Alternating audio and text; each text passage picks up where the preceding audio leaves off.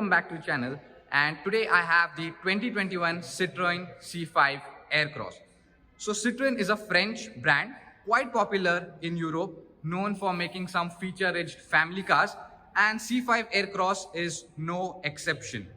So basically this is a mid-size SUV that will compete with the likes of Jeep Compass, Volkswagen T-Roc and the Skoda Karo, making it a premium mid-size SUV, which is good for usual city drives as well as for the weekend long drives. Now Citroën has focused more on comfort with this car here in Indian market. They have specially tuned the suspension for our markets for better ride quality. Like the suspension is tuned so perfectly that it is soft on the bad patches of road and it becomes hard on high speeds on highway, which improves the stability. So that's a really very beneficial thing that the manufacturers are focusing on our market, and what the Indian consumers want, that is taken care of. So now pricing, it is not until revealed now. Once it is revealed, I'll be updating in the description box. For sure, you can check that out. So basically the variant which you are looking at is the Feel variant. This is sort of the base variant, and above it we have the Shine variant. So what's the difference between the Feel variant and the Shine variant is that there are not such major differences, only three differences, the main differences. One is the headlight. In the Feel, we get this conventional halogen and we don't get the LED as we get in the Shine. Next is the panoramic sunroof, and the third is the electric tailgate. So only these three are the major differences and nothing as such big thing. Only panoramic sunroof is the thing that I feel is a bit important, and nowadays everyone wants that their car should have one. So it's a good feature to have. So talking of the technical specifications of this particular car, now it comes with a 2-liter diesel engine, 8-speed automatic gearbox, which produces around 177 PS of power and a massive 400 Nm of torque, which is really more for a car of this size. Compared to its rival, it has the most powerful engine in here, which is mated to an 8-speed automatic gearbox that you even see on some of the other luxury cars as well. So talking of the dimensions, we have the length is 4.5 meters. The width is impressive 2.1 meters when both the mirrors are open, and the height is 1.7 meters. So again, it's one of the biggest cars in its segment. All the space is converted into the inside to give a more spacious and airy cabin. So watch the video till the end, because I'll be sharing my final verdict as well, that how good is the Aircross and should you go for it or not, or should you consider any of its other rivals. So let's start with the frontal overview. Now this being the Feel variant, we have conventional halogen lights with this daytime DRL, daytime running lights, and here you can see there's a badging of Citroën, so the attention to detail is good. Then the grille is really unique. The logo merges into the grille. It does not pop out as a separate logo. It comes and just, it has a 2 triangle shaped Citroën logo that directly merges into that. Even the bonnet is sculpted accordingly, which makes it a look quite sporty if you just look at the front end. And the most interesting element of this is the square element, and that is not only here, this is basically a theme that is carried out throughout the car, in interior, at the back. I'll show you each and everything where it is carried on. So this is sort of a theme that they have been following for this one. And here we get the fog lamps. They come with the corning function, and air intakes which are not functional, they are just for show. Then here we get parking sensors as well. There are total 6 parking sensors here, and it comes with a lot of driving aids and assistance as well. So this was something about the frontal overview. And then we have this bonnet, which comes with this sculpted elements. So they really look cool. Then we have this rain sensing wipers. Coming on to the alloy wheels, now these are 235 section 18 inches alloy wheel. You get the same alloy wheel both on the Feel and as well on the Shine. A very unique design to it. Here we have the gloss black, and here we have the brushed aluminium Citroën logo light in the middle, and disc brakes. A special thing to mention that this car comes with all 4 discs. That is good. Then again, carrying on to that same squarish element theme, the whole cladding is given like that. Just the front one is highlighted with some white plastic cladding. And these are adjustable and retractable ORVM, what comes with this blind spot assistance system, which is really very good for our Indian markets, because you never know who is coming from back and they suddenly comes at the extreme most side of your car. So having the blind spot assist is a plus point over here. The window line is good. It just rises up over here and it is treated with chrome to highlight it. And there's this quad glass. By the length, you may think that this is a 7-seater, but no, it's a 5-seater with a very large boot capacity. Overall, talking of the styling, it's really very unique. Some may like it. It's not something that initially you will love or hate, but it's definitely one of the most striking designs that you will find in our market. And it's like a basically timeless design for upcoming years. Will not be bored of this one. So a plus point for Citroën, has done a great job on the designing elements. Now let's go to the rear and check out the rear profile. So this is how the rear profile looks. We have this really very unique tail lamps. Again, we have this quad square elements. They are 3D quad square elements over there. They look really quite interesting. And it will initially like strike you when you see it on the road in person. We have the auto park assist branding. That means when you are parking this car, just activate that feature and the car will automatically control the steering. You just need to control the brake and the accelerator. A big badging of C5 Aircross, Citroën logo, and overall this is how the bumper looks. We have got the tailpipes and they are fake, they are not real. The rear ones are below, but just it should look good. They have provided it with a chrome finish surround. We have the fog lamps, parking sensors over there, and a high mount stop lamp, rear wiper with defogger. So this was something overall about the exterior in detail. Talking of its safety feature, this car comes with a lot of safety features, because the Citroën has focused primarily on safety and comfort. To name a few, we have airbags, ABS, EBD, hill hold control, hill descent control, and a lot of features, including the auto park assist. This is how the roof rails look. We don't have a panoramic sunroof on this one, but if you opt for the Shine variant, we get the panoramic sunroof as well, as I have stated that in the beginning itself. So what you think about the styling of the Citroën C5, please let me know down below in the comment section. So now let's go and check out the interior. Before going to the interior, let me show you the boot. It's really massive, it's really very big. So let's open the boot and see. We have to open it manually. So this is the 580-liter boot space, a really massive boot space. Even you get the spare wheel, a full-size spare wheel.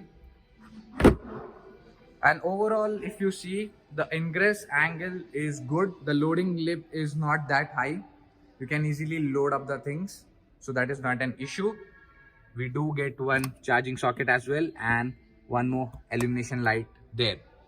Here we have some small spaces to keep small items, prevent them from just rolling around here and there while you're driving. So nothing much about the boot. That's all. But the thing is that is really big and it's the biggest in its segment. Here we get the parcel tray. You can keep things on it, small things, not heavy, because parcel trays are not meant to keep the heavy things. Just you can keep your grocery bag or so. If you want, you can even remove those while you are loading many luggage bags so that you can increase the height. It does not disturb that. So if you just look at the rear seats, they have really got an interesting split ratio. When we go onto the rear seats, we'll discuss that in detail. Now let's close the boot and go to the interior. Okay, so starting with the interior, first we have this all digital instrument cluster, which you can customize the way you want to some extent. And for that you need to operate from this button. This is a scroller as well as a selector. So if you want, there are options there. This is the minimal. If you want personal, you can choose what information it should display. Then we have these all of the settings which you want. Then just if I scroll up, you can see there are various modes that you can choose from. So a very informative display. Next, this is how the steering wheel look like. These are the buttons to control your MID over there, and these side buttons are to control your infotainment system over there.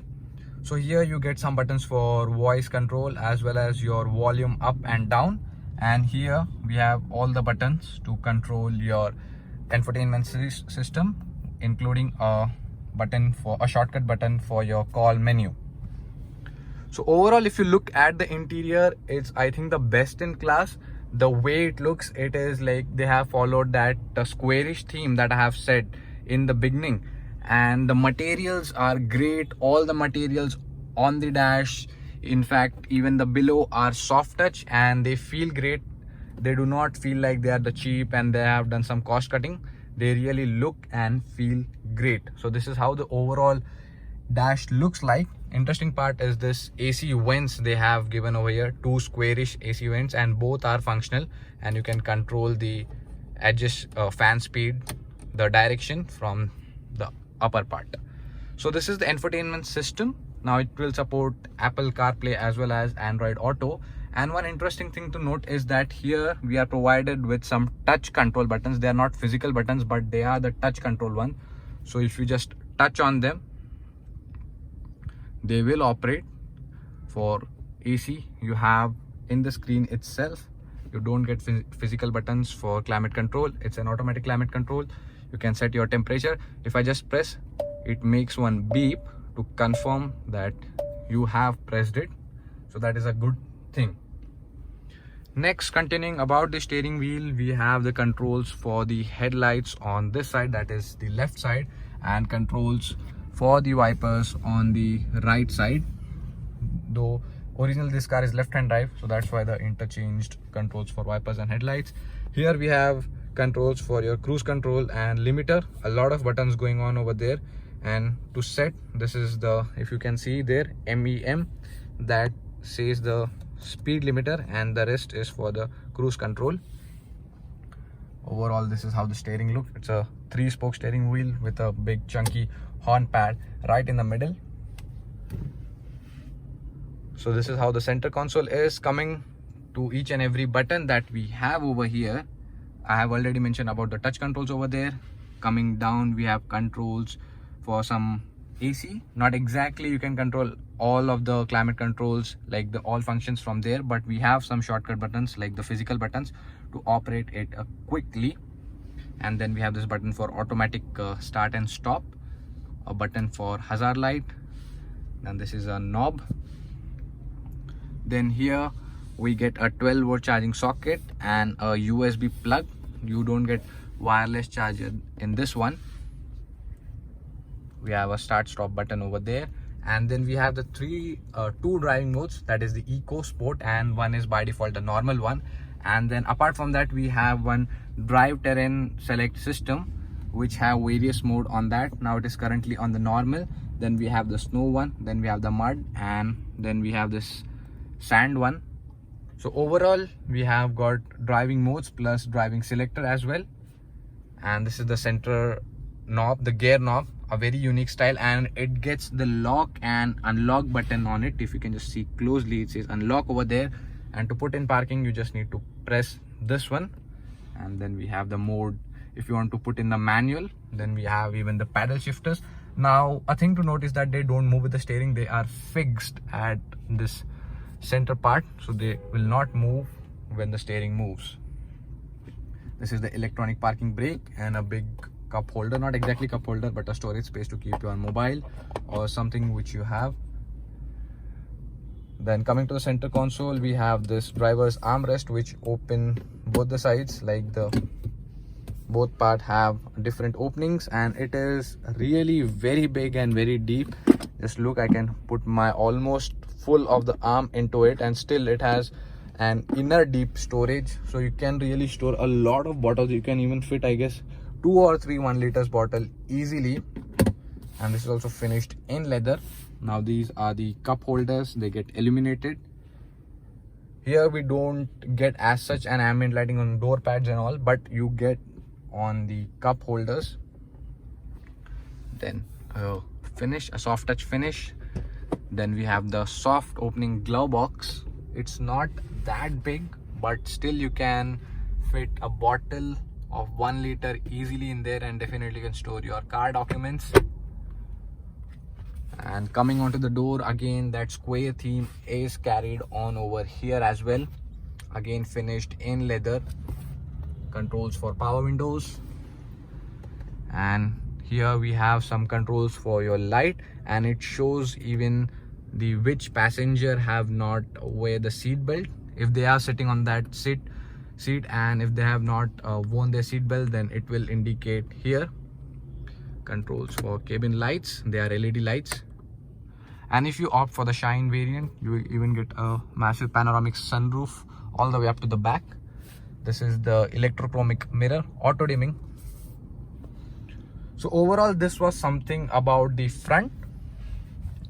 Just to mention, here we have electric child lock and the headlight level adjuster. And one interesting thing, if you generally, when we have the hotel key cards, you can place that over here. A special slot is made for that because it's a French car, so that French characteristics are clearly seen. In fact, one interesting thing, if I just show you, the whole thing over here still is in French language. If you just look at those, it's not completely into English, but you can definitely do that, but still it is in French, so that makes this car feel more like a French. Overall, yes, a great thumbs up, a big thumbs up for cabin quality. The materials, the textures that they have used is something really great, the best in segment, I would say. And here we get illuminated vanity mirrors. We get even on those on the driver side. And there's a speaker. The sound system is really good. So now let's go back and check out how good are the rear seats. Here we have controls for power windows, a bottle storage. You can store not a big 1 liter bottle, but yes, you can store a wide bottle. There's a pretty wide one. So now let's go back and check out the rest of the things. This was all about the front. Please let me know how you feel the interior is compared to its rival. According to me, I think it's the best interior when you look in person. So now I am in the rear. So the front seat is adjusted to my height. For reference, my height is 5'10", and you can just see the amount of space I have. It's decent. You will be comfortable for long drives for sure, so no complaints over there. And many people had seen that it gets this 3 setup back seat, like individual 3 back seats, and I have to say that they are really comfortable. The middle seat also feels like the other 2 on the side. It is not at all compromised. In fact, you even get the 3-pointer seat belt for the middle passenger as well. So a very big thumbs up for the rear seats, because 3 people can easily sit, no complaints at all. Just look now. In fact, for a moment you may think that the middle seat is broader than the on the sides, but they all are same, so the middle passenger will be comfortable. Here we get the AC vents. There we have a USB charging socket, and this is how the door looks. Again, that squarish theme on the door handle, and also carried onto the door card. And this is how the parcel tray looks. It's a quite big one. If you want, you can remove that. And this is, we have this 3 headrests over here, 1, 2 and the third one.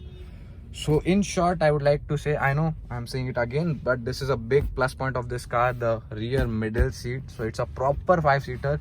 The middle passenger will not at all be compromised even during the long rides. It's as comfortable as on the sides. The seats get sculpted back for improved legroom, a magazine holder as well, cabin reading lights, LED and a grab handle there. So overall, this was all about the rear seats. The plus point is the seats are really comfortable. They have good recline angle, not too far, like not too pushed back and not too upright. They are comfortable. And even you get this ISOFIX child mountings. Being a French car, definitely these things are taken care of. This is how the front dashboard looks like. Now let's go out and I'll give my final verdict that how good is the new Citroen C5 Aircross. So this was my detailed review about the all-new C5 Aircross. So what you feel, please let me know down below in the comment section. And importantly, what's my final verdict on this? So if you are looking at a car of 25 lakhs or 30 lakhs, now the exact prices are yet to reveal, but Citroen C5 Aircross is the car that you can go for because the comfort it has to offer and the features that it has to offer is the best in segment undoubtedly. So a very big thumbs up for it. No complaints as such. Definitely a great car, especially in terms of styling. And I believe that this is the most striking car of its segment. Not only of its segment, but once you see in person on road, then you will definitely not forget that you have seen a Citroen C5 Aircross on the road. So as always, thanks for watching, thanks for your support, drive safe and wear your seatbelts.